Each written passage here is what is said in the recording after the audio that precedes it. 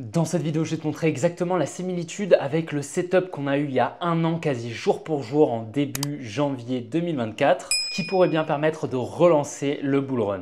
Par la suite, je vais t'expliquer mon scénario sur l'Ethereum ainsi que sur le Tao et on finira par le casse de Kaspa. Donc aujourd'hui, je vais plutôt vous partager une analyse à moyen terme sur le Bitcoin, non pas à court terme. On va apporter pas mal de confluence et je vais vous expliquer pourquoi ce scénario pourrait s'exécuter. Bien sûr, c'est un scénario que je vais te partager, mais il n'a pas 100% de probabilité de s'exécuter. En effet, c'est un scénario qui pourrait potentiellement s'exécuter, mais ce n'est pas sûr, d'accord? Et c'est justement en se préparant à ce scénario qu'on va pouvoir l'anticiper pour lorsqu'on sera au niveau que je vais attendre, potentiellement chercher une entrée car on sait à quoi s'attendre, tout simplement.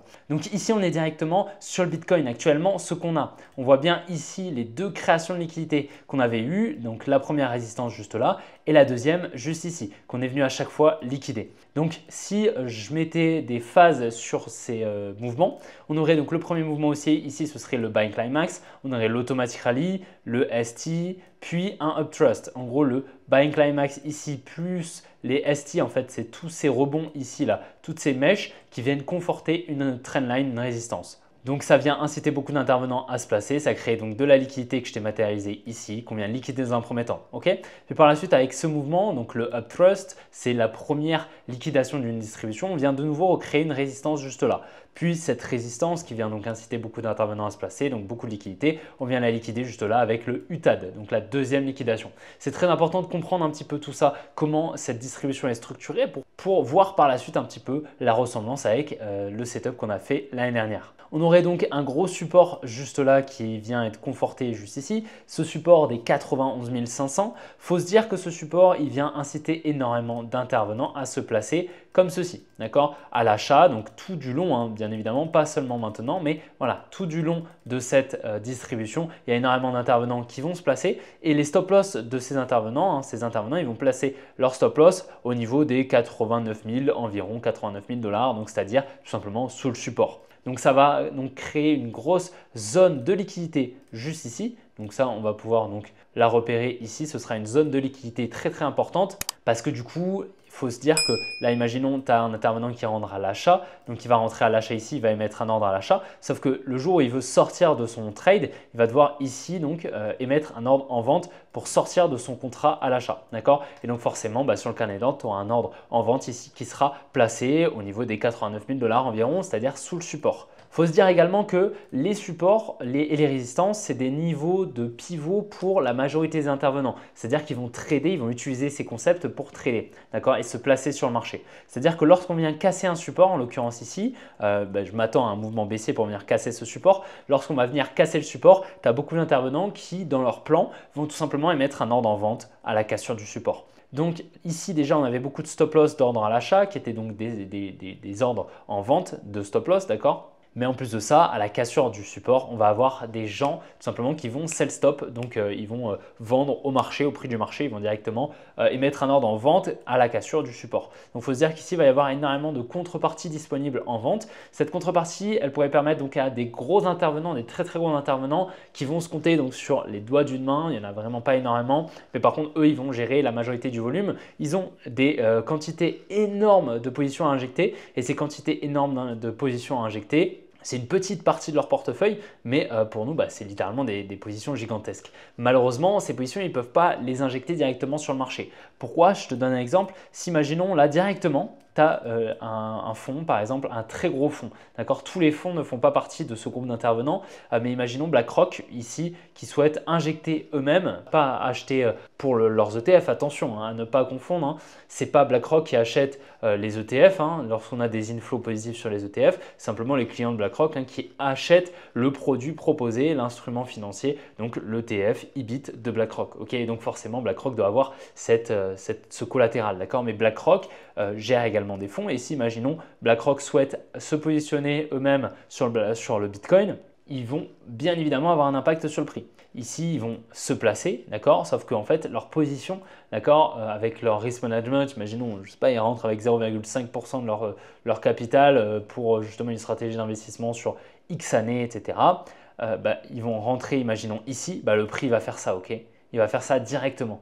Sauf qu'en fait, le problème, c'est que leur prix d'achat, il ne va pas se retrouver ici comme voulu, il va se retrouver là, d'accord? Parce qu'il y aura plein d'ordres ici qui seront exécutés parce que toute leur position n'aura pas pu être exécutée directement ici, tout simplement parce qu'il n'y a pas eu assez de contrepartie en vente en face. D'accord? Les marchés, c'est un zero-sum game. Si tu veux acheter un, il faut en face que quelqu'un vende un, d'accord? Sur un prix X. Sinon, ça ne fonctionnera pas tout simplement.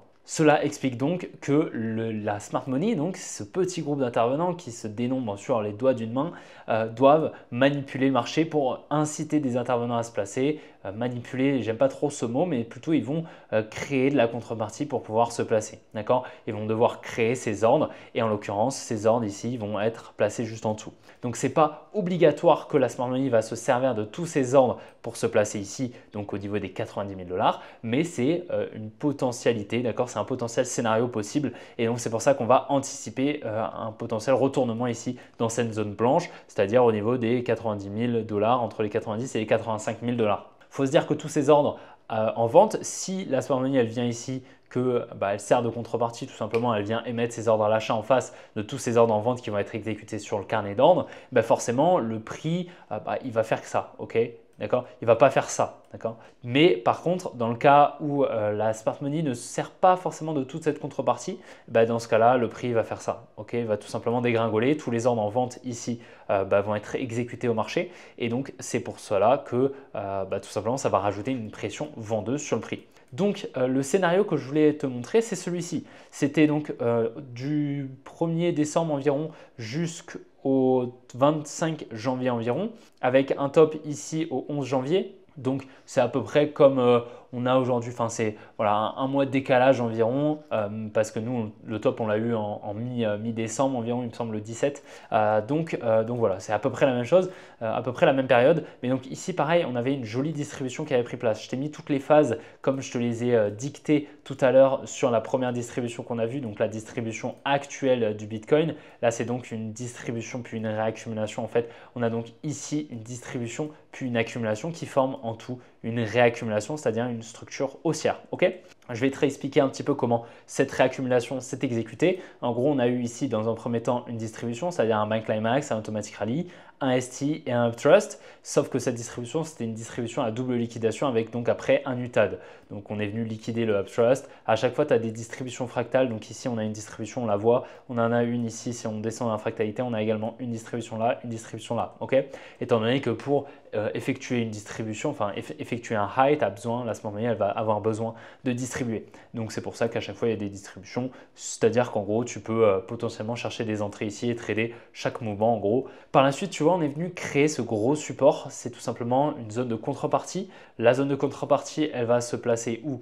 Comme ce qu'on a vu en début de partie, c'est-à-dire tout simplement sous le support. D'accord? Donc un rectangle où la smart money va avoir beaucoup de contreparties en vente, lui permettant potentiellement de racheter. Mais comme je te dis, j'appuie vraiment sur ce potentiellement parce que la smart money, elle va pouvoir avoir cette contrepartie, mais elle ne va pas forcément s'en servir. D'accord? Des fois, tu vas avoir des distributions. La distribution, elle va faire ça. Tac, on va venir liquider le support. On va peut-être avoir une petite réaction et puis par la suite, on va exécuter un mouvement baissier. Donc c'est pour ça qu'il faut quand même se dire que ce n'est pas obligatoire. En tout cas, ce qui est extrêmement probable, ce qui était à ce moment-là extrêmement probable, avec tous ces lows ici qui viennent conforter ce support, c'était de venir récupérer la tiers. Donc la tiers qui est au niveau de l'automatic rally juste là, la R. Donc c'est ce support qui avait d'énormes probabilités de venir être récupéré. C'est pour ça que j'avais pu trader le mouvement baissier ici et j'avais rechargé une partie de ce que j'avais vendu là, ici. Okay? Parce que justement, j'avais cette potentielle réaccumulation qui aurait pu prendre place. Ici, malgré ça, on est quand même sur une situation un petit peu différente parce que là, tu vois bien qu'on a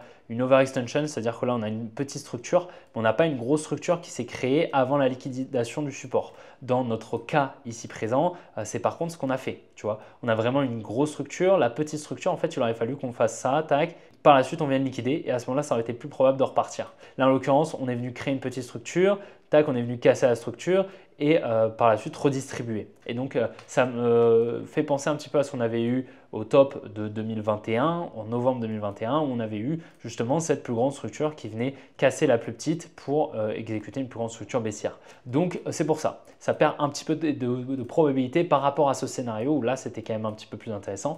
Et dans ce cas-là, on était revenu, comme tu vois, dans une demand juste ici. Okay, ce low ici qui revenait dans les précédents juste là. Donc, c'était très intéressant. La smart money s'est donc servi ici de toute la contrepartie présente sous le support pour racheter, se positionner à l'achat et par la suite réaliser ce mouvement haussier. Donc je vais te montrer un petit peu ce qu'on pourrait potentiellement anticiper. Si je vais prendre, donc c'est intéressant hein, sur TradingView, il te propose de prendre en fait une copie des barres. Alors je ne sais plus trop comment on fait. Voilà, en fait, tu prends cet outil juste là, dans la section projection. Voilà. Tu prends tout simplement la configuration de barre, tu fais ça, tac, tu prends une plage. Moi, je vais copier, je vais faire CTRL-C ici, et je vais faire CTRL-V juste là.